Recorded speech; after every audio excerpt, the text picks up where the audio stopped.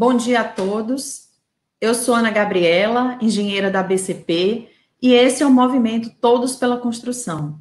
O movimento Todos pela Construção é um movimento liderado pela ABCP, pelo SNIC, pela Ethos Soluções, pela Construliga e pelo Sebrae. E hoje nós estamos chegando ao fim dos nossos 100 cursos online, de 1 hora de duração aproximadamente cada um, né? Então, agora a gente vai para o curso de número 98, né, com o professor Alberto Casado Lorde Lins Júnior, né? Professor Alberto, ele vai falar sobre as boas práticas da alvenaria de vedação racionalizada com blocos de concreto, né? Professor Alberto, ele é engenheiro civil pela Universidade Federal de Pernambuco, ele tem mestrado, doutorado e pós-doutorado em construção civil e urbana pela Escola Politécnica da USP, ele é livre docente pela Universidade de Pernambuco, e professor associado também da Universidade de Pernambuco, docente do programa de pós-graduação em Engenharia Civil da Escola Politécnica da Universidade de Pernambuco, professor de graduação, especialização em MBA da Escola Politécnica da Universidade de Pernambuco, e ele é professor convidado também de curso de especialização da Universidade Federal de Pernambuco, Universidade Federal do Pará e pela USP. Professor Alberto é coordenador do Politec, que é o Grupo de Ensino, Pesquisa e Extensão em Tecnologia e Gestão da Construção de Edifícios e Desenvolvimento de Projetos para a produção de vedações verticais em alvenaria racionalizada e drywall de mais de 200 edificações no Brasil. Ele coordena MBA, professor Alberto, ele é consultor também e coordenador de alguns programas do Sinduscom e da ADM de Pernambuco. Ele foi nosso consultor na comunidade da construção aqui da Bahia, da comunidade da construção também de Pernambuco, é autor de diversos livros, se for enumerar tudo aqui, a gente vai passar a nossa 1 hora de curso lendo o mini currículo de professor Alberto. E ele foi o vencedor do 3º prêmio da comunidade da construção da BCP Nacional na categoria Destaque, Implantação e Monitoramento do Método Construtivo com Alvenaria de Vedação Racionalizada. Nos ajudou muito aqui também em Salvador a conduzir o programa de alvenaria de vedação com blocos de concreto, e é com prazer que eu convido o professor Alberto a entrar na nossa sala e conduzir hoje a turma aqui com vocês. Professor Alberto, seja bem-vindo.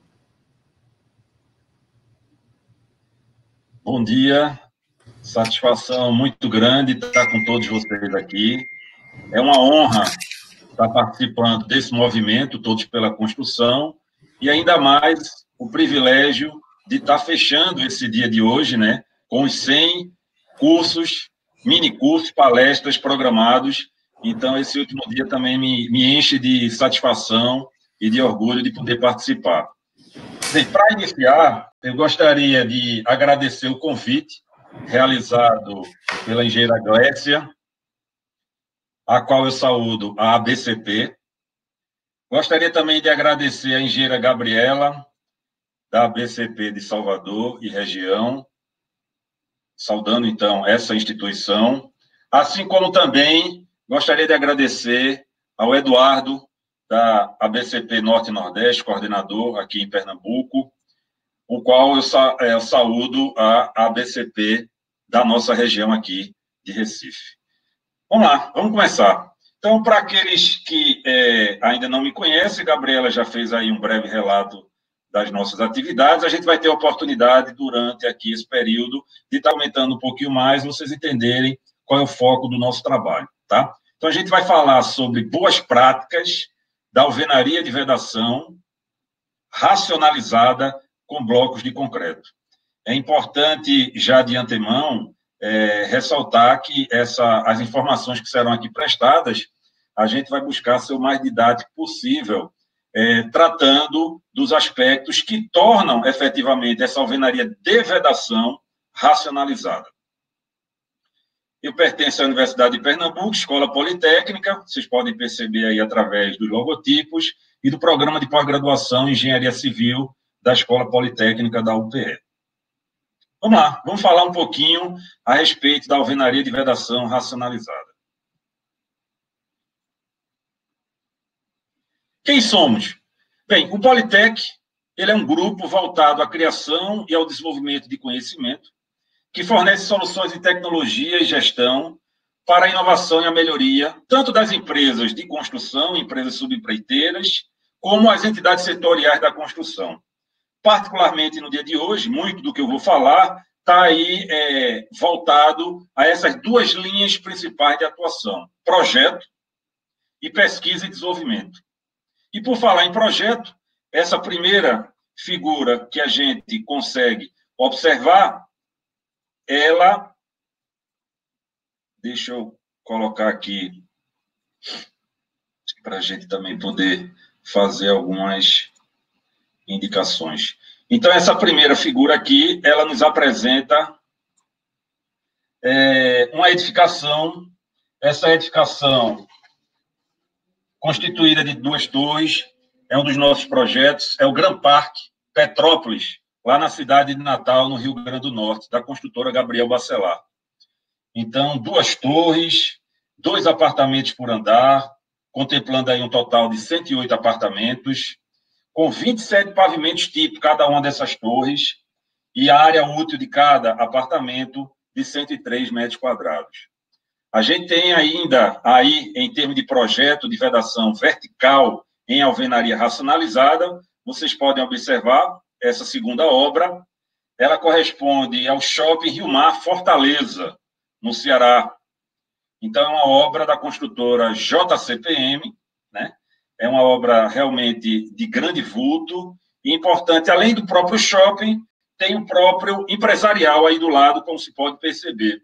Esse shopping da JCPM, ele apresenta 10 níveis de construção, G1 até o G9, em termos de pavimentos de garagem, mais a casa de máquinas lá na cobertura, 6 andares, né? E 385 lojas, aproximadamente, são contempladas aí nesse shopping. São 325 mil metros quadrados de área, e área bruta locável, ABL, de 93 mil metros quadrados. E aqui, como a gente consegue também perceber, nessa edificação aqui, a gente tem o Rio Mar Trade Center. Também é um empresarial, semelhantemente ao que ocorreu no shopping, que a gente executou o projeto de vedação vertical em blocos de concreto, o empresarial, toda a fachada dele em blocos de concreto e internamente em drywall. Ainda em projeto, essa terceira obra aqui, que o Politec e sua equipe desenvolveu, essa obra está em construção, é o multiporto Indianópolis, na cidade de Caruaru, interior de Pernambuco, está sendo executada pela construtora Porto Engenharia. São 8 apartamentos por andar, com 17 pavimentos tipo. O empreendimento é de uso misto. Existem 10 lojas comerciais no térreo e os andares superiores residenciais. Numa área aí de 33 metros quadrados, cada apartamento aproximadamente. Então, esse prédio em particular, a gente tem as vedações verticais em drywall e algumas vedações também em bloco de concreto. Essa linha de atuação em projeto do Politec também engloba projeto de revestimento de fachada, e aqui vocês conseguem observar a obra do edifício Limões Jardins, em São Paulo, onde a gente teve uma participação construída aí pela construtora Matec, e foi uma obra contratada pela construtora Impar, ambas de São Paulo, com atuação nacional. São 27 andares, cada apartamento aí com 190 metros quadrados. Eu tive a oportunidade de olhar ontem aqui na internet, e cada apartamento desses menores está em torno de 3,5 milhões a 4 milhões de reais a unidade. São 2 apartamentos por andar. Tá? E uma última área de atuação no que confere a projeto da recuperação de patologias, notadamente alvenarias e revestimentos. Passando aqui para a linha de baixo, a gente tem a linha de atuação do Politec em pesquisa e desenvolvimento, onde se dá as nossas pesquisas através do programa de pós-graduação em Engenharia Civil, mestrado em Iniciação Científica. Ainda coordenamos o MBA em Tecnologia e Gestão da Construção de Edifícios, que está na sua 14ª turma, ininterruptas, e os diversos cursos que a gente ministra pelo país, que nos dá a oportunidade de conhecer um pouco mais da história de cada uma dessas cidades brasileiras. Importância das vedações verticais, em especial da alvenaria de vedação. Sem sombra de dúvidas, quando a gente fala do processo construtivo brasileiro, é o elemento mais utilizado do subsistema vedação vertical. Então, embora outras tecnologias estão entrando no mercado mais recentemente, ao longo dessas últimas 2 décadas, a gente tem a alvenaria de vedação em primeiro lugar. Então, isso aí realmente é indiscutível. Por outro lado, é bastante suscetível, caso não seja projetada e executada adequadamente, às patologias, né, manifestações patológicas, tanto de fissuração, quanto de trincas e até mesmo de esmagamentos. Um advento, e que é importante, e que dá a dimensão dessa importância da alvenaria de vedação, foi com a norma de desempenho NBR 15.575, já que as alvenarias de vedação, por serem muito utilizadas, elas seguram várias das exigências de desempenho, isolamento térmico, isolamento acústico, estanqueidade, etc. Se a gente considerar ainda o aspecto cultural, tem-se uma preferência muito grande pela utilização da alvenaria de vedação. Isso, muito provavelmente, decorrente da sua solidez, o seu histórico de utilização e o próprio conhecimento que a comunidade e a sociedade têm a respeito desse elemento construtivo. Em termos de custo, única e exclusivamente a alvenaria de vedação, ela deve, obviamente isso depende do tipo de edificação, mas gira em torno de 4,5%, 5% do orçamento. De qualquer maneira, se a gente for observar a inter-relação que essas vedações em alvenaria têm com as esquadrias, as instalações, os revestimentos, as impermeabilizações, a gente não tem dúvida que isso chega aí em torno de 40% de influência do custo total da edificação. Deixa eu aproveitar para quem tem mais interesse aí a respeito do que a gente está falando e a respeito do próprio Politec, vocês podem acessar, vocês vão ver aí em todos os slides, aqui o QR Code do Politec. Então, basta apontar sua câmera do celular e aí você vai direto no site do Politec e vai ter lá a oportunidade de entrar mais em detalhes dos nossos trabalhos. Tem várias publicações lá, dissertações, teses, artigos, obras que foram executadas, que estão em execução. Então, vocês têm a oportunidade também, apontando para aqueles que não têm muita familiaridade, vocês apontam aqui para esse QR Code e entra direto lá no site do Politec. Vamos andar. Então, a importância das vedações é realmente bastante grande. Bem, e com relação à distinção entre a alvenaria de vedação tradicional e racionalizada, por que a gente chamou no título de alvenaria de vedação racionalizada? Porque ela é um contraponto ao status quo daquelas empresas que ainda insistem em utilizar uma alvenaria de vedação tradicional. E como somos engenheiros, trabalhamos na área de construção civil, arquitetos, profissionais dessa área, é importante a gente falar de números e de indicadores. E nossos indicadores, todos que a gente vai estar apontando aqui, eles são todos baseados em metodologia científica, coletados em obra, discutidos com as empresas, apresentados em vários seminários. A começar por esse aqui de desperdício de bloco, né?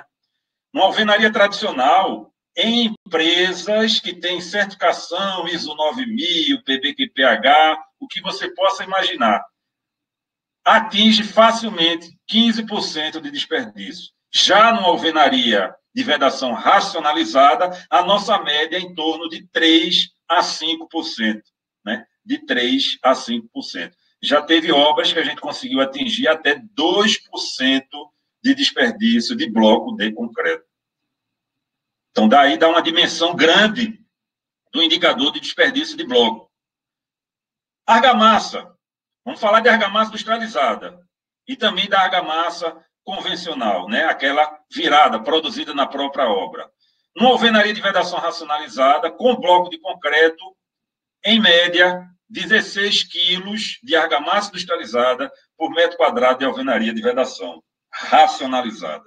Diferentemente da alvenaria tradicional, que a gente atinge mais do que o dobro. 36 quilos por metro quadrado, indicadores coletados em obra. Se a gente for observar a questão da produtividade da mão de obra, pedreiro, oficial pedreiro, em RUP, razão unitária de produção, homem-horas por metro quadrado, a gente atinge aí, em média, isso é dados de uma obra, né? Uma obra, e aqui que se faça uma ressalva. Uma obra que estava implantando pela primeira vez a alvenaria de vedação com blocos de concreto. Já atingiu um valor semelhante da alvenaria de vedação tradicional, com tijolo cerâmico de 8 furos. 0,8 homem-horas por metro quadrado.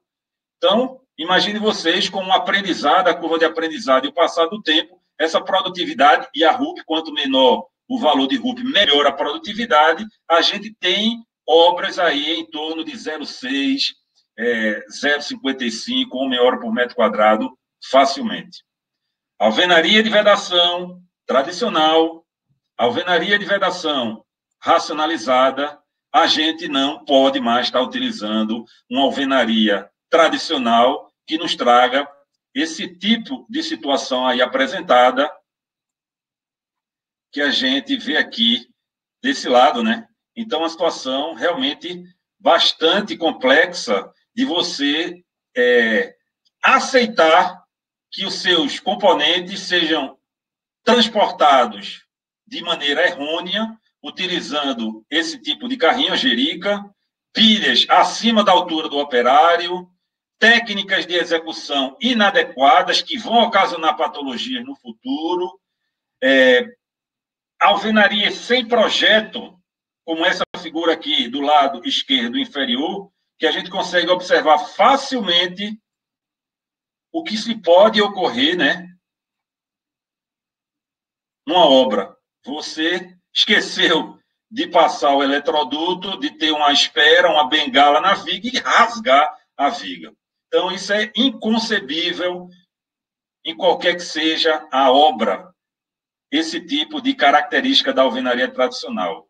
Então, na alvenaria de vedação racionalizada, você vai ter uma alvenaria limpa, o pavimento organizado, equipamentos adequados para a execução de sua alvenaria.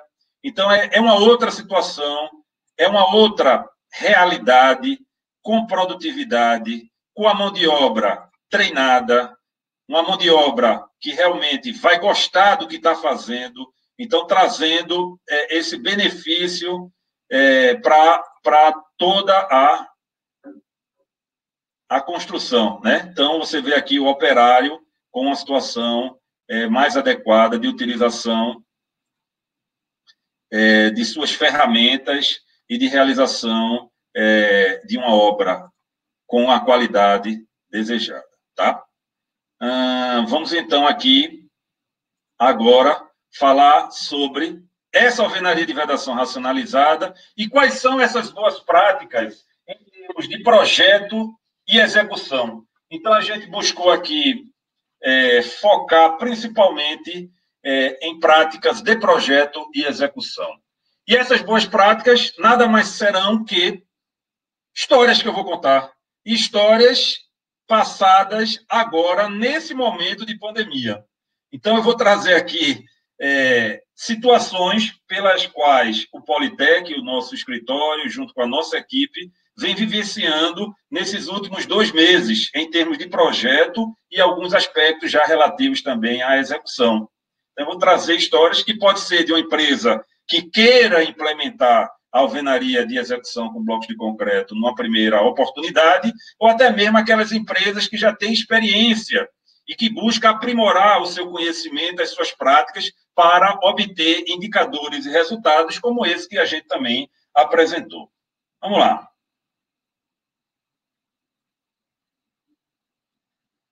Potencial de racionalização do projeto para a produção.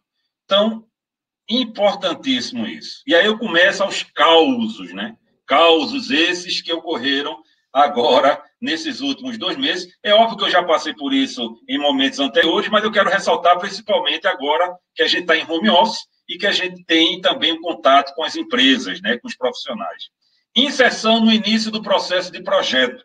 Então, há cerca de 1 mês atrás, eu recebi uma ligação, um dono de uma empresa construtora, querendo desenvolver um projeto. E aí eu, obviamente, perguntei qual era a fase em que o projeto dele se encontrava. E ele disse que, olha, já executamos fundação, bloco de fundação, a gente já está no primeiro pavimento do tipo. Aí eu fiquei assim me perguntando, né? Bem, se já está no primeiro pavimento típico, é muito provável que a gente tenha um potencial de racionalização menor para a alvenaria de vedação. Não é impossível, não é impossível de se realizar o projeto, no entanto, esse potencial, obviamente, vai ser menor. O melhor é que fosse logo no início do desenvolvimento do anteprojeto. Projeto legal aprovado, a gente passa, então, para simultaneamente, eu já passei para o item número 2, desenvolver os diversos projetos. Não adianta o projetista de instalações, você desenvolve todos os projetos, estruturas, a arquitetura começa ao seu executivo, anteprojeto executivo, detalhamento, alvenaria também. No final, vocês me passam o que eu, como instalação, eu faço. Não funciona assim. Então, a discussão sobre a coordenação de projetos, normalmente da empresa construtora, seguindo a diretriz da alvenaria de vedação racionalizada, esses projetos devem ser desenvolvidos simultaneamente. Capacitação técnica do profissional responsável. Ao contratar um projeto, você tem que levar isso em consideração. A experiência, o conhecimento de como faz, como fazer, e o conhecimento também de como consertar. Porque se você observar que a capacitação do profissional, ela passa por ele saber fazer corretamente e saber corrigir de obras de outros que, por acaso, deram problema, manifestações patológicas. Então, isso é importante levar em consideração na contratação do profissional do escritório de projeto para a produção da vedação vertical. Participação da equipe de produção, fundamental. Durante o desenvolvimento do projeto, é importante você já ter um representante da produção da empresa construtora nessa etapa, tendo em vista que ele vai contribuir com o seu conhecimento também e vai, antes de mais nada, se comprometer. Ele está fazendo um acordo ali em projeto, que aqui, quando chegar no momento da obra, ele vai estar executando aquelas definições e decisões tomadas em projeto. Importantíssimo. E, finalmente, o projeto para a produção, em termos de racionalização, ele é uma ferramenta fantástica para introduzir novas tecnologias na empresa.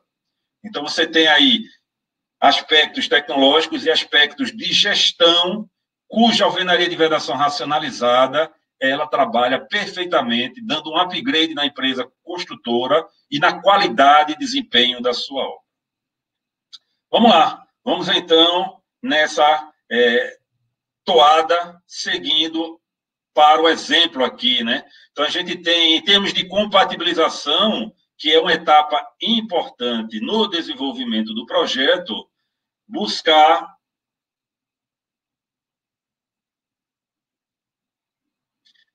então, fazer... Deixa eu acertar aqui uma cor para a gente utilizar no nosso lápis. Então, observem vocês aqui, na compatibilização, e aqui é um exemplo interessante, com o projeto de estruturas. Você estudar o pé esquerdo, ou seja, a altura de piso a piso, se ele é compatível com o módulo do bloco. A altura de blocos comumente, né, tratando-se das normas brasileiras, é de 19 centímetros. 1 centímetro de junta horizontal, e você faz a distribuição da modulação vertical, estudando, em função também da altura da viga, o que é que se permite em termos de componentes inteiros, que é preferível você utilizar um componente inteiro lá na parte superior da parede de alvenaria do que um compensador, um trincho. Da mesma maneira, o estudo aqui na parte inferior do seu contrapiso. Qual a espessura do contrapiso a ser utilizada, que vai ser buscada em obra? Lembrando que a gente tem que deixar pelo menos 1 centímetro para o assentamento da primeira fiada. E aí você vai estudando todas as demais modulações verticais da alvenaria de vedação, onde ocorre vigas de altura menor, onde ocorre laje, se a laje é nervurada, se é uma laje maciça. Então, todas essas situações, elas devem ser estudadas, discutidas, e a compatibilização é o momento oportuno de se fazer esse tipo de análise e de discussão. Conteúdo que um projeto para a produção da alvenaria de vedação racionalizada deve contemplar. Então, passada aí pela compatibilização com os diversos relatórios e plantas de conferência, você começa o desenvolvimento do projeto propriamente dito. Então, você tem que ter uma planta de modulação, pelo menos de primeira fiada, com as modulações verticais. É a partir dessa planta onde vai se fazer a locação de todas as paredes no pavimento. É aquela planta utilizada pelo pedreiro, selecionado junto com o mestre para fazer a marcação das paredes de alvenaria do pavimento.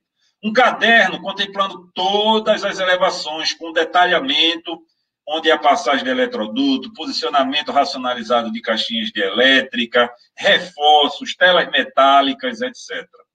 Plantas de locação de passagem de instalações elétricas e hidráulicas.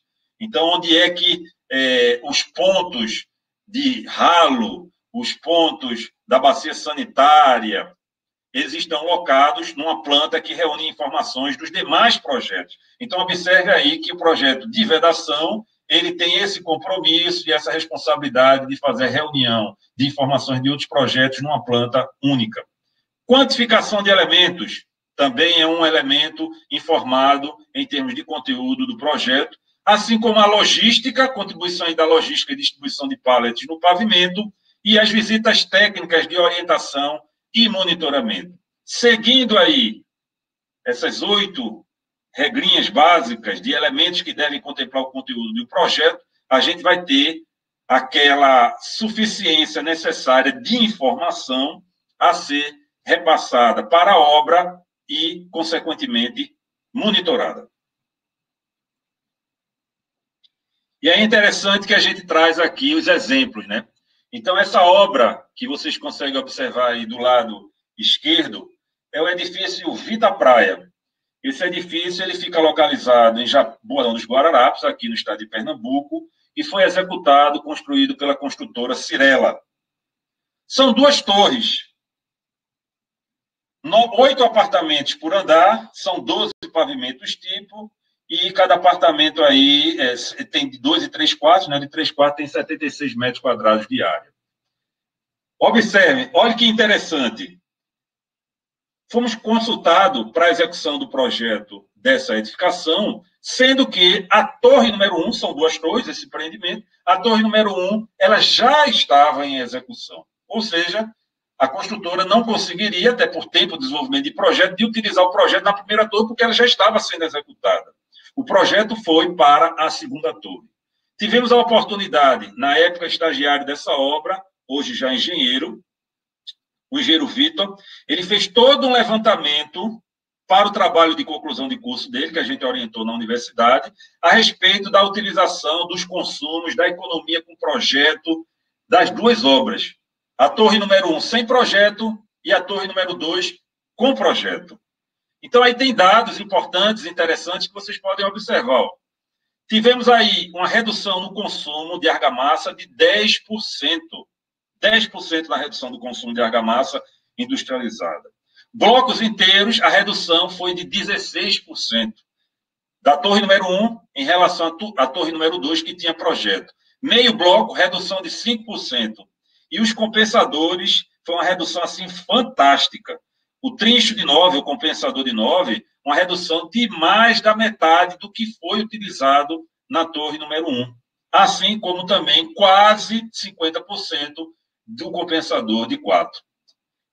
Resumindo, ocorreu aí 25% de redução de custo com a alvenaria racionalizada, exclusivamente com o consumo adequado de argamassa e de componentes blocos, só pela utilização do projeto para a produção.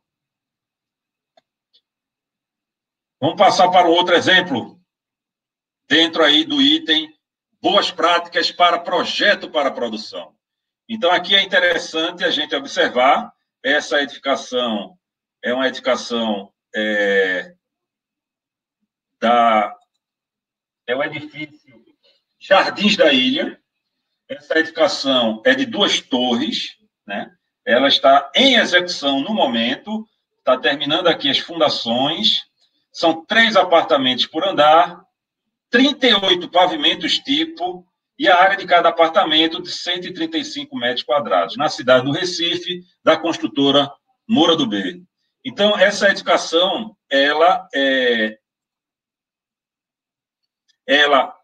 o seu projeto, ele já está sendo desenvolvido, praticamente 50% dele já está pronto. E um outro aspecto que eu gostaria de elencar é a preocupação que se deve ter com a norma de desempenho e o cumprimento dos requisitos e critérios ali contidos. Nessa planta aqui, número 1, então a gente consegue observar a lâmina do pavimento tipo, e essa lâmina do pavimento tipo, ela deve ser analisada em relação à sua implantação no terreno, como vocês conseguem observar aí na planta de número 2. E a partir dessa implantação no terreno, avaliar qual a classe que cada uma dessas fachadas elas se encontram em termos de acústica, de modo que a gente possa analisá-la em função dos critérios e requisitos estabelecidos aí no pavimento tipo, né? Então, isso é muito interessante. E a gente começa a analisar tanto as paredes internas, paredes de divisão entre apartamentos, sala com sala, cozinha com sala, nesse caso aqui específico, como também as paredes de fachada. Então, cada cor dessa, nesse desenho da planta número 1, indica uma situação específica que a gente vai fazer o cálculo do RW da janela, né, da esquadria, o RW mínimo, que é o parâmetro para a seleção, definição e escolha dessa esquadria, como vocês podem perceber aí nessa tabela de número 4. Eu acho que tem algum moderador aí que está com o microfone aberto. Não sei se é você, Gabriela, ou se entrou aí a Glécia novamente. Dá uma olhada, por favor. Bem, vamos lá. Então, esse é o exemplo de número 2, respectiva aqui ao projeto para a produção. Vamos falar agora de execução, boas práticas na execução.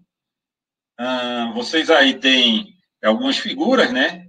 Então, é importante guardar o devido tempo para analisar a preparação do início dos serviços da alvenaria no canteiro de obras.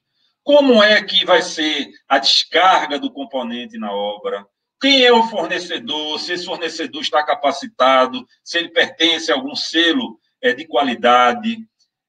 Quais são os equipamentos que você deve ter na obra para fazer esse transporte de forma racionalizada, né? Eu quero dar um upgrade na minha logística interna do canteiro. Então, você tem oportunidade para fazer isso. Eu nunca utilizei o garfo da grua, né, para transportar o bloco até o pavimento. É possível, plenamente possível, diga-se de passagem, né, de realizar esse tipo de situação. Então, você tem aqui, ó, o garfo. Olha que legal. Então, você tem esse garfo aqui. E aí você vai ter a necessidade de colocar também na sua obra as plataformas na fachada, de forma que a grua desloque esse pallet para a plataforma e aí com a patinha de elefante, como costumeiramente a gente chama em obra, você leva esse componente para dentro do pavimento e faz ali a devida distribuição conforme a planta de logística que o Politec disponibiliza, né? Em termos da distribuição dos blocos em função das paredes que serão executadas em cada fase. Então, a gente tem, em termos logísticos, normalmente a execução da meia altura da parede de fachada e, posteriormente, você passa para a execução das vedações internas, assim como do restante da parede da fachada.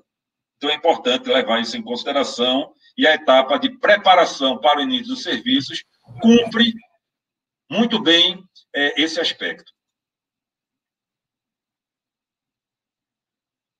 Uma outra boa prática que as empresas têm que atentar é para a materialização dos eixos, os eixos da obra. Então, a gente estava na semana passada, exatamente na semana passada, fazendo esse tipo de discussão numa empresa construtora. Então, qual era o eixo que a gente iria adotar para a obra? Ah, tem o eixo de estrutura, mas não é o eixo que está sendo utilizado na fundação. Tem o eixo do projeto de forma. E aí vamos modificar. Bem, devagar. Estamos desenvolvendo o projeto, estamos pensando em racionalização. O eixo tem que ser único e que ele sirva da melhor maneira para todas as disciplinas do projeto, quando possível, né? Então, a ideia, a premissa inicial é você ter um eixo único, onde você consiga efetivamente realizar esse trabalho em todas as disciplinas de projeto.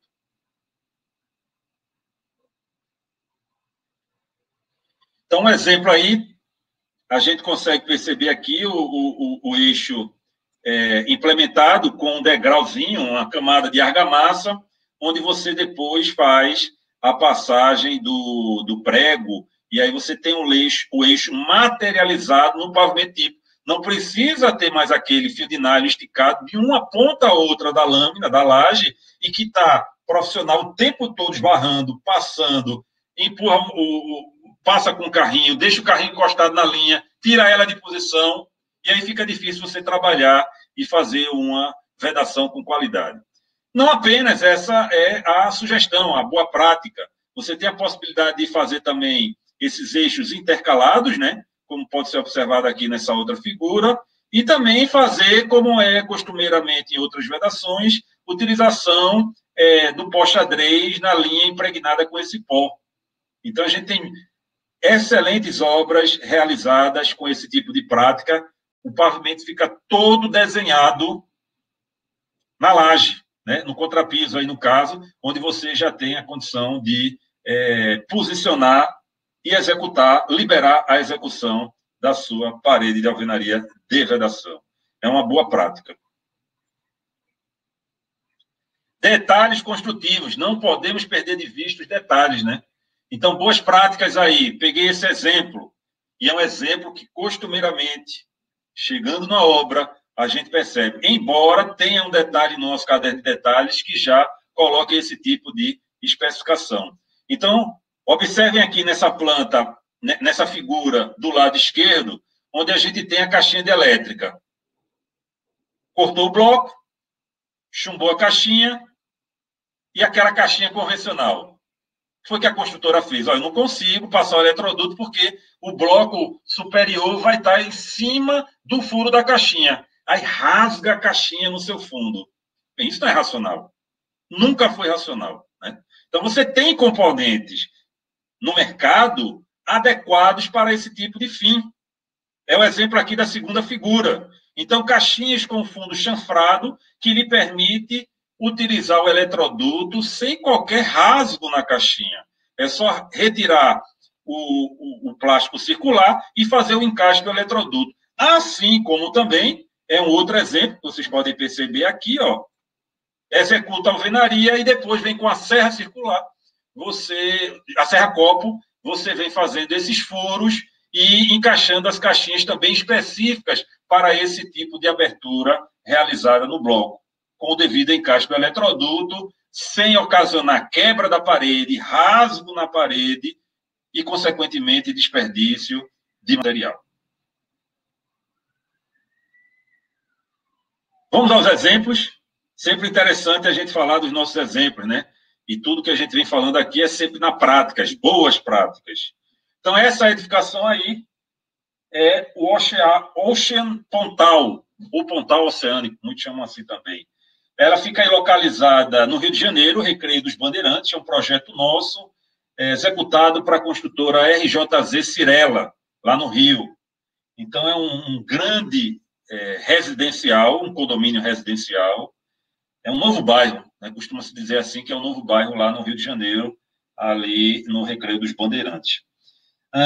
Cada edificação dessa, ela é constituída de um térreo com uma planta, depois a gente passa para o segundo ao sétimo pavimento com uma planta e o oitavo pavimento com uma planta diferente e a cobertura idem. Então, é um projeto que foi bastante desafiador nesse sentido. Esse primeiro volume de obras contemplou 7 torres, como essas que são apresentadas aí na figura, como essa daí em particular, essas, que aí a gente consegue ver uma mais e outras 2, só um pedaço delas. São 157 metros quadrados num apartamento de 3 quartos, também tem de 2, e são 12 apartamentos por andar. Todo em alvenaria de vedação racionalizada com blocos de concreto. Só para vocês terem ideia do desafio, para cada pavimento desse existiam 30 modulações verticais diferentes. E contemplamos em projeto todas essas 30 modulações verticais diferentes. Observe aqui, locação dos eixos e aprovação do modelo como as boas práticas. A questão do eixo. Então, a gente tem eixo aqui, a gente tem eixo aqui, a gente tem eixo, terceiro eixo vertical e um quarto eixo vertical. E apenas um eixo na horizontal. Então, o estudo, a análise do pavimento, levando em consideração os critérios de definição do eixo, levou a essa marcação, essa alocação de eixos. E aí eu coloco, né, 2 dicas importantes em termos de lâmina do edifício, que é você ter eixos, a distância da parede a ser locada, ela não pode, ou pelo menos não deve ser, né, maior do que 10 metros, porque normalmente 10 metros é a trena que o pedreiro utiliza. Então, ele vai utilizar a ferramenta dele, o equipamento dele de medição, para fazer a locação. E aí, se tiver um eixo muito longe, ou ele vai ter que fazer um novo eixo auxiliar, e isso vai impactar aí na produção, no controle da própria atividade. Então, isso é um aspecto muito interessante. E essa figura aqui de baixo, que apresenta mais alguns detalhes construtivos, isso aqui é um ar-condicionado de gaveta, né, aquele de janela, muito utilizado ainda em algumas obras no Rio de Janeiro. Então, foi feito um detalhamento aí para o dreno desse ar-condicionado, com canaleta na parte inferior. E o interessante é que uma prática é a aprovação do modelo. Muito interessante. Então, se reuniu na obra, após executado um apartamento, todas as equipes envolvidas em projeto e em execução. Então, tinha cerca de 20 pessoas, até por ser uma empresa construtora grande, então a participação aí dos projetistas, das diversas especialidades, e a gente teve a oportunidade de explicar as soluções adotadas da alvenaria, e isso foi sendo aprovado para ser replicado nos demais apartamentos e nas demais torres dessa edificação. Uma boa prática, então, a aprovação do modelo. Estamos chegando aqui ao final, e aqui, essa é uma última obra que a gente gostaria de apresentar. Esse projeto também está nos seus finalmente, essa obra está atualmente em execução, começando aí os pavimentos, pavimento térreo, e é o empresarial Rio Mar Trade Center 4 e 5, localizado na cidade de Recife, Pernambuco, da construtora JCPM. Então, essas 2 torres são empresariais, né? Elas estão ali ao lado do Shopping Rio Mar, e é uma obra também desafiadora no que diz respeito aos elementos, aos detalhes que estão sendo desenvolvidos para ela. São 2 torres, a gente tem aí pavimentos atípicos e o pavimento tipo. Nos pavimentos atípicos tem o térreo e mais 6 pavimentos distintos, com alvenarias, com drywall, diferentemente. Toda a alvenaria aí é em bloco de concreto. Então, vocês podem observar, através dessa planta, o detalhamento, principalmente aqui no térreo, onde as paredes chegam a ter aproximadamente 7 metros de altura. Então, a necessidade dos reforços aí é premente, de forma a dar a segurança, a estabilidade a essa parede e ela ser utilizada sem qualquer problema. Adicionalmente, a gente tem também os pavimentos tipo, né? E aí, esses pavimentos, essas 2 torres são iguais. É importante frisar que existem 4 distintas configurações para os pavimentos tipo de cada uma dessas torres.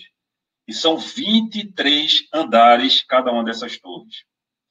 Edifício empresarial Rio Mar Trade Center 4 e 5. Bem, a gente já está aí cumprindo até se estendendo um pouco mais, porque aí os detalhes são importantes, dentro do nosso tempo estabelecido, e eu gostaria, finalmente, de agradecer a todos por essa oportunidade. Estamos à disposição, vocês podem, mais uma vez, nos contactar através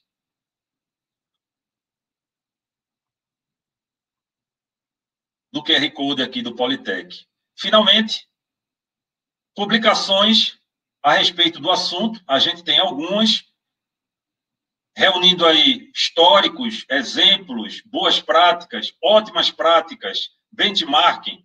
Então, essa primeira publicação aqui é da própria ABCP, a gente teve a oportunidade de desenvolver ela alguns anos atrás, sobre todos esses aspectos que foram aqui comentados nessa palestra. Essa segunda publicação, ela traz informações relativas à medição de desperdício, né? Como é que você faz para medir desperdícios, e até para comparar os resultados com a bibliografia existente. Mais recentemente, essa publicação aqui a gente desenvolveu, essa segunda, ela foi desenvolvida através de uma pesquisadora do mestrado, do nosso programa. Essa terceira publicação, junto com o corpo docente do programa de pós-graduação em Engenharia Civil da Escola Politécnica, e resultado também de uma dissertação de mestrado, a gente tem essa quarta publicação relativa à Lean Construction, que a gente teve a satisfação de publicar no ano passado. Muito obrigado, e a gente fica à disposição para as perguntas. Valeu. Alberto, obrigada.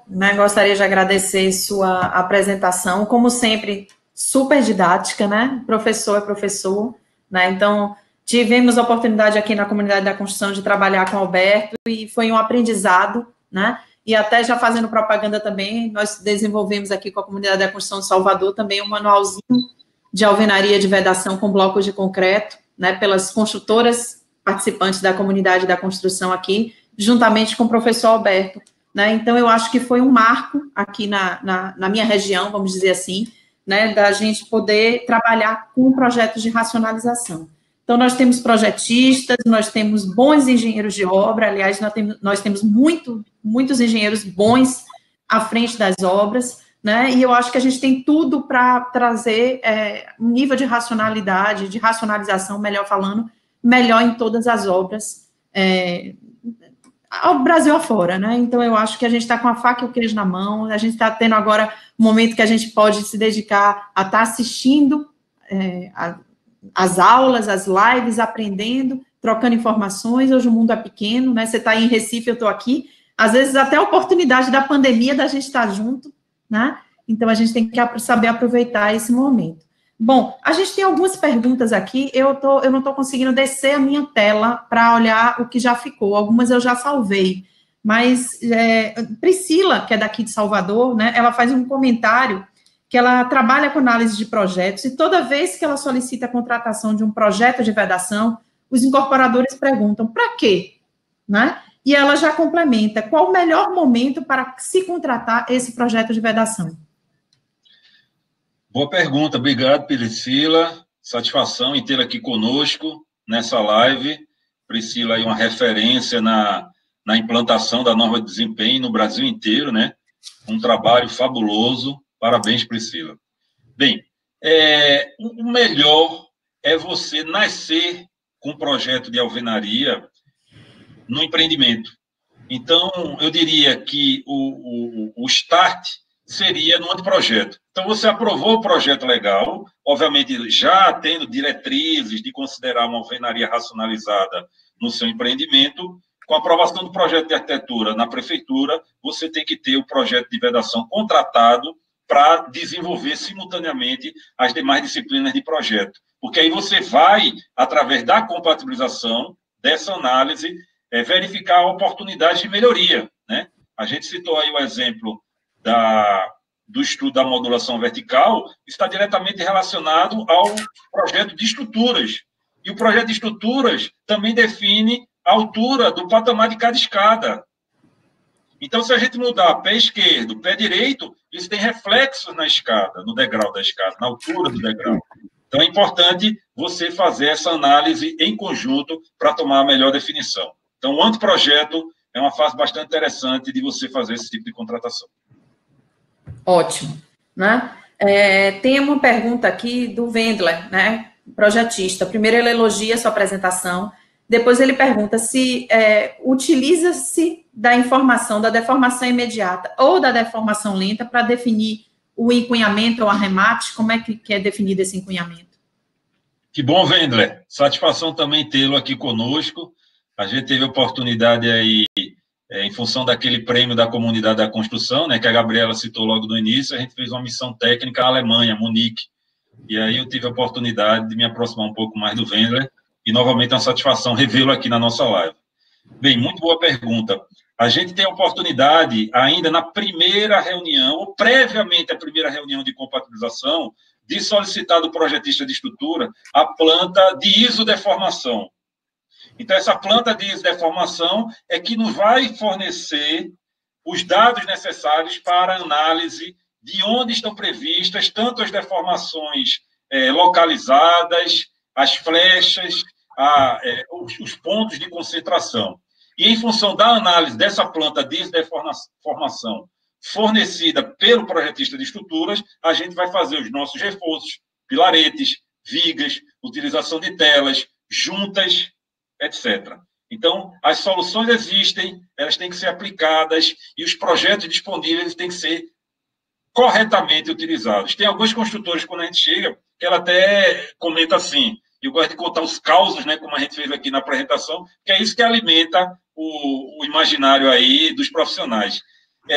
Alberto, nunca me pediram essa planta. Eu disse, então já passou da hora, né? A hora é agora. Por favor, forneça essa planta que a gente vai fazer análise. É por aí. Ótimo. Né?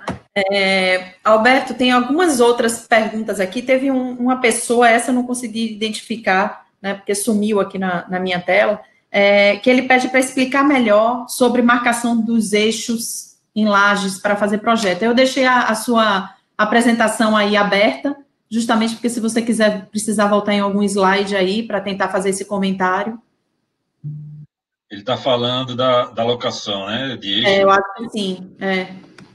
Bem, então vamos colocar essa planta aqui, que é lá do Ocean Pontal, lá do Rio de Janeiro. Então, qual é a ideia? Se você tem... Vamos ver essa situação aqui, ó.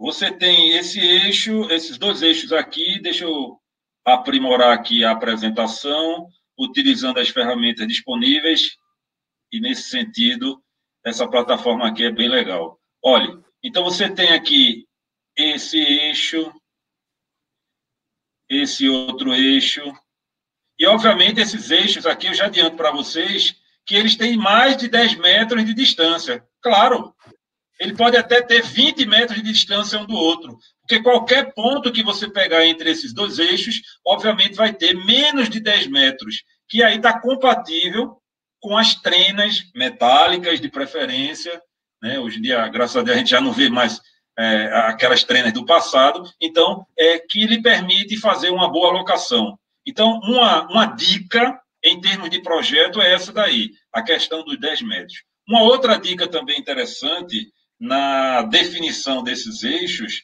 é você verificar o ponto onde tem menos obstáculos, né? Isso é importante.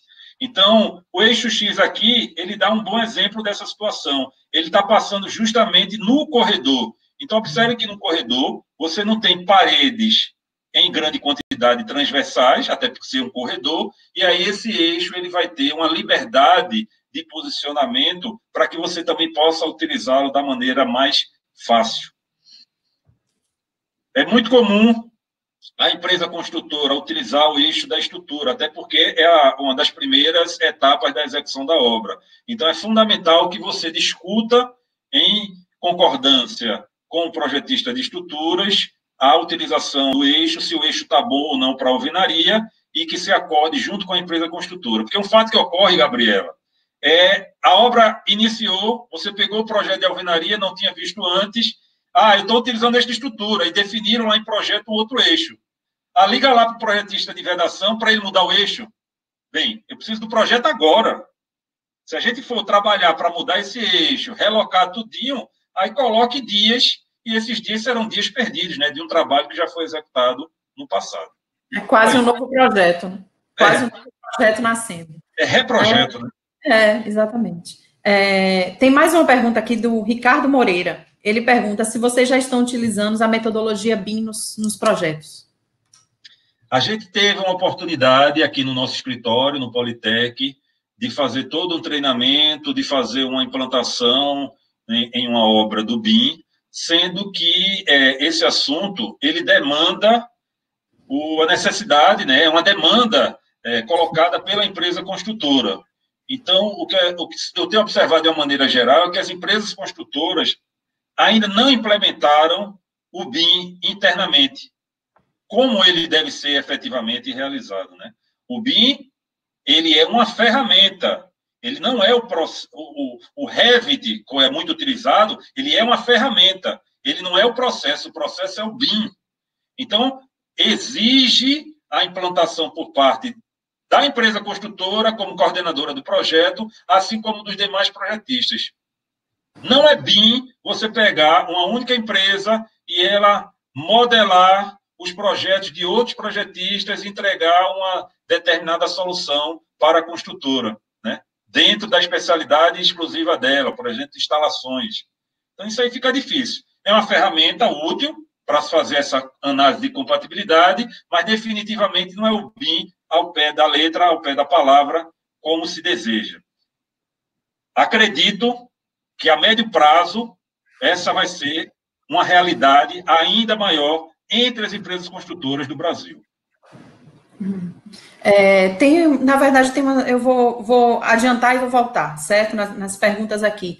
A Bárbara, ela até pergunta se a palestra vai estar disponível. Ela vai estar disponível, Bárbara. Eu coloquei aí no YouTube, né, no Todos pela Construção, né? Provavelmente em 24 horas, no máximo 48 horas, ela fica disponível, né? Eu coloquei aí o link para vocês. E aí a Michele pergunta qual a importância do treinamento dos colaboradores na obra para a boa execução do projeto, e a Bárbara aproveitou e comentou na sequência que a mão de obra ainda é muito arcaica, né, que é necessário, né, treinar a equipe para executar a atividade, principalmente para ler projetos. Então, essa questão da capacitação, do treinamento, como é que você pode fazer um comentário para a gente?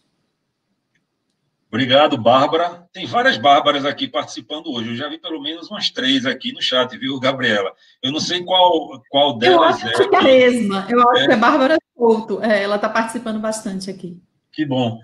Tem uma Bárbara também que está dizendo aqui que é lá da obra do JCPM. Então, bom dia, pessoal, a equipe lá do JCPM. Satisfação tê-los aqui conosco também, né?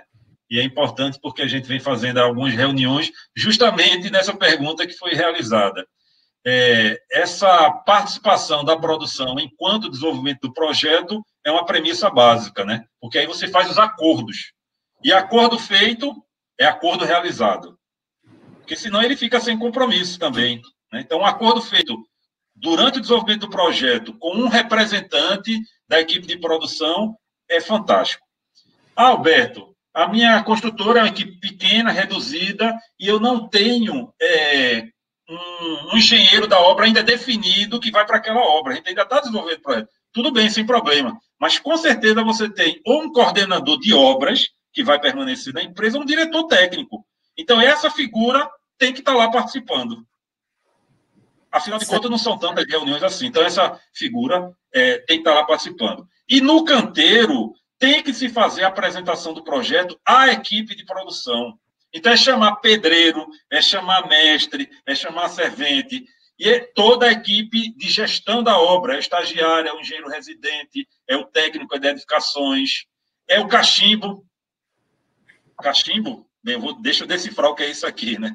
Não estou falando de fumo, não, minha gente. Cachimbo é o nome do profissional que atua aqui em algumas obras e que ele faz a vez do eletricista durante a execução da estrutura. E por que ele é importante, por exemplo, Gabriela? Porque é ele que vai ter aquela planta de furação de elétrica para colocar a bengala dentro da viga para descer o eletroduto e você precisa rasgar a parede. Então, observe a importância que tem de você levar essa informação para a obra, né? Então, e a gente tem esse costume, graças a Deus, de ir nas obras bota no barro e mostrar como é que faz. Então, isso é E, a partir daí, a equipe de produção lhe trata até melhor, viu? O pessoal é bem amável e faz aquela convivência ser bastante proveitosa e a gente tem uma satisfação grande de estar sempre na obra. Na verdade, é uma mudança de cultura, né, Alberto? Então, a equipe toda tem que estar envolvida. Não adianta o engenheiro contratar um projeto e ele ficar na gaveta se o pessoal não sabe executar, né? Eu acho que é uma mudança de cultura na empresa, né? Então, você tem toda a razão. Caio Landim, ele pergunta, no estudo comparativo, no exemplo que você deu, entre a torre que usou o projeto e a torre que não usou, qual foi o ganho nessa produtividade? Olha, em termos de produtividade, eu não vou querer me lembrar efetivamente, mas se eu não me engano, a gente teve ali uma redução do prazo total de execução da edificação em torno de 15 a 30 dias, só pela implantação do projeto de alvenaria. Eu queria destacar, deixa eu colocar aqui, e aí você vai ter a oportunidade. Então, veja, no nosso site, mais uma vez, está aqui o QR Code, estou colocando para vocês aqui na tela. Vocês apontem aí a câmera do celular e vocês vão direto lá. Então, lá no site do Politec, você tem uma aba que é Biblioteca Virtual. Nessa biblioteca virtual, a gente tem o trabalho do engenheiro Vitor, que foi esse trabalho que ele tem esse indicador também de produtividade, além de outros indicadores que foram coletados daquela obra. Está muito interessante. Foi um trabalho tão bacana que ele foi publicado, Gabriela, na revista Concreto e Construção. Então, é um artigo publicado com a prática de obra que a gente levou e detalhou os dados. Então, está tudo lá. Então, fica à vontade para entrar no site e obter também esse artigo. E é uma prática interessante também, porque a gente, em obra, além de medir, a gente ter o fato de ter esses dados, quando a gente publica, né, ter esses dados na mão, porque muitas vezes o pessoal de obra mede um monte de coisa, mas isso acaba se perdendo para a próxima obra, né? Então, eu acho que se a gente tornar a prática de publicação não ser nada tão científico, mas também ser técnico, né? Eu acho que a gente consegue crescer. Eu acho que o engenheiro de obra ele tem tanta coisa boa, né? Tanta coisa à mão, tanta coisa boa, e às vezes esse registro ele é difícil de ser feito. Então, quando a gente faz essas cartilhas da comunidade com indicadores, ou uma publicação num congresso de algo prático de obra, eu acho que é super importante até para a gente ter o registro. Então, muito bom acessar aí o Politec para que a gente possa ter esses dados à mão. Eu acho que Glécia colocou aí à frente, eu não coloquei, Glécia, o casado, justamente porque ele está voltando, às vezes, na apresentação. Então, por isso que a gente deixou a apresentação, porque ele vai precisar voltar algumas vezes, foi o combinado. Tiago, ele pergunta se o projeto de alvenaria pode ajudar na definição do projeto de instalação. Deve. Eu não sei se eu vi aqui também no chat, tem o Tiago Muniz, lá da Gabriel Bacelar, participando. É ele mesmo que pergunta. Satisfação, Tiago. Grande tê-lo aqui também, reunido na manhã de hoje, né? Tiago uma pessoa, um engenheiro com bastante experiência e que vem aí contribuindo para a construção aqui da nossa região, com as práticas, com as ações, né? Ele pensa, ele age e ele traz o resultado.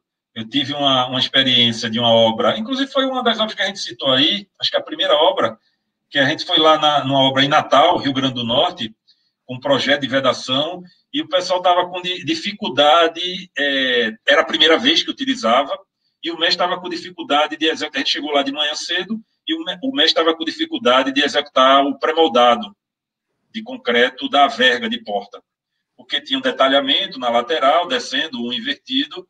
E aí, Tiago pediu licença, eu fiquei lá conversando com o engenheiro, apresentando, tirando dúvida, percorrendo a obra. Aí, Tiago, dá licença aqui, Alberto. Aí ele foi lá, junto ao carpinteiro, pegou a forma, né? Você faz assim, assado. Não deu meia hora, essa forma estava pronta. E aí ele disse, qual é a dificuldade? Bem, não tinha dificuldade, né? Então, é do tipo assim, o Tiago, satisfação tê-lo aqui também conosco. E a pergunta dele foi com relação ao projeto de instalações, né? O projeto de instalação deve, e eu vou dar um exemplo para você, exemplo prático, umas boas práticas que a gente falou aqui na apresentação. Então, depois de executar todas as elevações, elas executadas, a gente posiciona o bloco num determinado ponto, a caixinha de elétrica num determinado ponto do bloco, para você ter as caixinhas sempre posicionadas naquele ponto e ser racional, para o chumbamento ser efetivado exatamente naquele ponto. Perfeito. Depois disso, você sobe o eletroduto está passando ali pela caixinha e bate na viga. Então, aquele ponto da viga, onde vai ter a bengala, a furação, esse ponto ele deve ser levado de volta para o projetista de instalações para ele atualizar a planta dele, para não ocorrer o que algumas vezes já ocorreu em obra, a gente chegar lá na obra, ó, o projeto de instalações aqui não está batendo com as vedações. Aí eu digo, deixa eu ver. Quando eu vejo, observo assim, não vai bater mesmo, porque foi feita aqui a furação de elétrica baseada na racionalização da alvenaria e tem que atualizar o posicionamento da caixinha de elétrica, do ponto do projeto de instalações. Então, ele tem que passar por uma atualização mediante essa racionalização que se faz do posicionamento das caixinhas de elétrica também. Então, aí é um exemplo. O Ricardo Ballman Neto, ele pergunta, em relação ao conforto térmico, se há algum estudo comparativo entre blocos cerâmicos tradicionais e o bloco de concreto. Eu não sei se quando ele fala bloco cerâmico tradicional é o tijolo de furo na horizontal, né? Não sei se é bem isso. Né? O Tiago também tinha feito uma pergunta de qual a importância de contratar todos os itens de projeto. Então, já fiz as duas, porque a gente está estourando um pouquinho o nosso tempo aí. Vai 2 em 1. Tá bom. Obrigado, Ricardo, aí também pela pergunta. Essa pergunta é clássica, né? Todo local onde a gente vai é uma pergunta que aí você tem que falar das vantagens e desvantagens do bloco cerâmico e do bloco de concreto, né? Então, isso aí a gente se depara constantemente com essa situação. Mas, sendo mais específico na questão do bloco de concreto, eu vou lhe responder indicando uma bibliografia sobre o assunto. Então, teve uma outra live aqui também, nesse programa da BCP e parceiros, sobre alvenaria estrutural. E lá, nessa live, foi citado, isso já está publicado, já há algum tempo, alguns meses, que é a 5ª edição lá da publicação da Bloco Brasil, onde ele traz resultados de avaliação de desempenho térmico, desempenho acústico, entre outros, a respeito da utilização dos blocos de concreto. Então, essa publicação ela é muito boa para dirimir essas dúvidas. Então, eu recomendo que se busque essa publicação. Se colocar bloco de concreto, Bloco Brasil, 5ª edição, você vai direto. Eu tive a oportunidade até de ir, agora, semana passada, baixei essa publicação. É importante você ter aí como uma bibliografia de cabeceira, né? Para você sempre estar lá consultando para poder melhor utilizar os produtos à base de cimento. Ótimo. Eu só vou encerrar, tem mais ainda perguntas, mas eu vou encerrar com 2 em 1 novamente, né? O Ricardo, ele pergunta se economicamente a alvenaria racionalizada em bloco de concreto pode ser vantajosa em relação à alvenaria racionalizada com bloco cerâmico. E Leonardo Almeida, ele pergunta que diante de tantas vantagens com a alvenaria racionalizada, o que leva certas obras a ainda fazerem a alvenaria tradicional? Né? Qual é o custo primordial para que as obras não adotem já a prática da alvenaria racionalizada? Eu também dou um exemplo, viu, Gabriela? Eu fui, isso há alguns anos atrás, uns 10, 12 anos atrás, uma construtora bastante tradicional e, assim, bastante conservadora também nas suas práticas. O diretor, me coloquei lá na posição do diretor, o diretor ainda utilizava uma calculadora daquela de papel, sabe, com aquelas teclas bem grandes e aquele papel, aquela bobina de papel. Aí ele me perguntou, Alberto, me diga aí, quanto é que é um tijolo, esse de 8 furos cerâmico? Veja, eu não sou vendedor, mas de qualquer maneira, como a gente atua na área, a gente tem uma noção do valor. Aí eu falei o valor para ele. Aí, e quanto é o bloco? Aí eu falei o valor do bloco para ele, né? Uma média, assim. Aí ele foi lá na calculadora dele, pá. Aí puxou o papel, rasgou aquele papel, olhou assim. Não tem conversa, é tijolo. Bem, aí fica difícil, né? Como é que você vai conversar onde você só enxerga o valor unitário do componente. Então, eu acho essa pergunta fantástica, porque a gente, quando vai implementar uma tecnologia, qualquer que seja ela, e a tecnologia construtiva da alvenaria de vedação racionalizada, você tem que implementar 4 premissas básicas. Me permita aqui citar exclusivamente essas 4 premissas. Primeiro, fazer um diagnóstico da situação. Qual é o seu desperdício de tijolo? É 15, 20, 30? Quando você observar o desperdício, você não vai querer nem mais ver nenhum indicador. Você vai mudar na hora. Segunda premissa. Motivação para o aprendizado. Então, a pessoa tem que estar motivada, tem que estar aberta para aprender e para implementar esse conhecimento. Ter um sistema em sua empresa onde você tome as decisões e tenha poder de decisão para poder optar. E, finalmente, tem que ter recursos, né? Você não implanta nada se não tiver recurso. E eu não falo só o recurso financeiro, o recurso de tempo das pessoas para implementar. Então, essas 4 premissas, que eu costumo dizer são premissas básicas, estudadas, tem bibliografias que falam de implantação de tecnologia racionalizada, elas são fundamentais para você tomar essa decisão. Alberto, a gente vai chegar aqui no fim, eu vou aproveitar e vou fazer só um comentário. A gente, na BCP, a gente tinha uma planilha, né?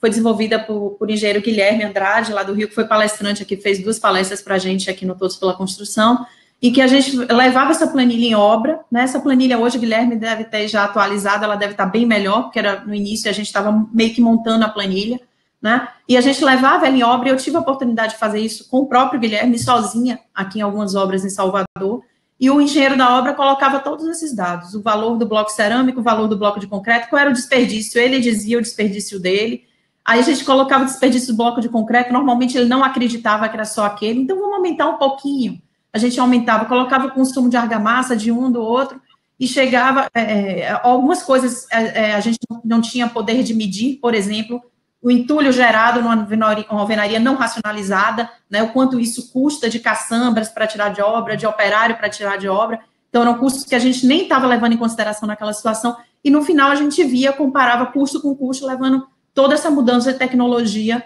e a gente, vamos dizer assim, a gente mudou cultura em grandes empresas a partir dessa comprovação de que valia a pena adotar alvenaria racionalizada, até pelo nome, né? Acho que hoje a gente tem que partir para algo mais racionalizado. Essa planilha a gente utiliza aqui, Gabriela, quando a empresa realmente está nessa dúvida, a gente faz essa ação, essa iniciativa de implementar a planilha e ele observa facilmente essas vantagens. Até porque os dados são deles, né? Então, eles têm os dados de desperdício da própria obra e tal, então a gente não está impondo nada, né? Então, eu queria já de antemão agradecer novamente, professor Alberto, nós estouramos completamente o tempo, né? Muitos elogios aqui à sua apresentação, né? Todo mundo está gostando bastante de lhe ver aqui com a gente agora. Convido todos a participarem da palestra agora às 11 horas de Paulo Grossi sobre intertravados, aqui também no Todos pela Construção, né? Agradecer novamente a Alberto e dizer que o Todos pela Construção é um movimento da ABCP, do SNIC, da Etos Soluções, da Construliga e do Sebrae. E todo o conteúdo está disponível no site, no YouTube, do Todos pela Construção, todas as palestras gravadas online e ao vivo. E aí eu queria deixar esse espaço para que você possa se despedir aí da gente e fazer suas considerações finais. Bem, agradeço mais uma vez, Glécia, Gabriela, Eduardo, essa equipe é muito forte, essa equipe é muito proativa, a gente precisa estar sempre juntos e esse movimento pela melhoria da construção, ele é contínuo, a gente conversou sobre isso logo antes da palestra e a gente está à disposição para contribuir no que for necessário para manter essa chama sempre viva. Obrigado a todos que participaram, cuidem-se, estamos voltando em algumas cidades às atividades da construção e a gente está aqui para apoiar também nessa retomada. Um abraço a todos, bom dia. Um abraço a todos e até o próximo curso. Obrigada, Alberto, obrigada a todos.